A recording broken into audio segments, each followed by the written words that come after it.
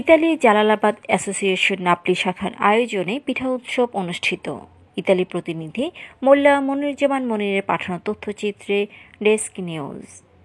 ইতালির নাপলিতে Jalalabad association Napoli শাখার আয়োজনে পিঠা উৎসব অনুষ্ঠিত হয়েছে। 21শে ফেব্রুয়ারি রোববার বিকেলে নাপলির সান জোসেপ্পের একটি হলরুমে এই পিঠা উৎসব অনুষ্ঠিত হয়।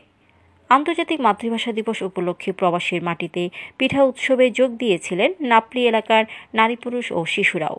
রং বেরঙের বাহারি পিঠা এবং তাদের আনন্দ দেখে মনে হয়েছিল এ যেন এক খণ্ড বাংলাদেশ। অনুষ্ঠানের শুরুতে পবিত্র কোরআন তেলাওয়াত ও 52 ভাষা আন্দোলনে শহীদদের প্রতি শ্রদ্ধা জানিয়ে 1 মিনিট নীরবতা পালন করা হয়। পরে আলোচনা সভা ও পুরস্কার বিতরণ করা হয়। আলোচনা সভায় সভাপতিত্ব করেন জালালাবাদ অ্যাসোসিয়েশন নাপলি শাখার সভাপতি শরফ উদ্দিন। সংগঠনের সাধারণ সম্পাদক সৈয়দ আব্দুল খালিকের পরিচালনায় অনুষ্ঠানের প্রধান অতিথি ছিলেন অ্যাসোসিয়েশনের প্রধান উপদেষ্টা Abul Mansur Mohammad wise.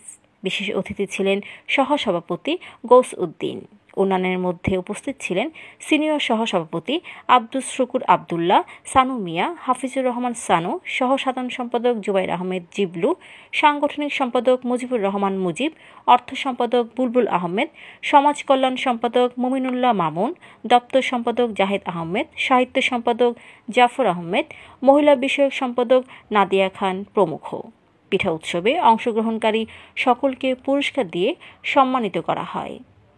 Tohra Pinky, BMF television.